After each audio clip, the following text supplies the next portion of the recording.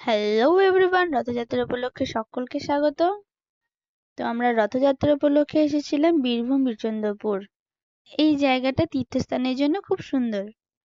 তো আমাদের এখানে আত্মীয় ছিল, তো আত্মীয় হচ্ছে আমার পিসির বাড়ি, তাই আমরা ঘুরতে এসেছিলাম। সকালের দিকে এসেছিলাম আর বিকেলের দিকে আমরা রথ দেখতে বেরিয়েছিলাম।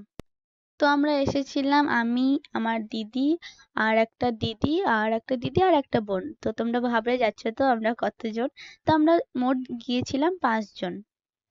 এবছর এখানে প্রচন্ড ভিড় হয়েছিল, প্রচন্ড। তো তোমরা ভাবতে পারছো না এত ভিড় হয়েছিল।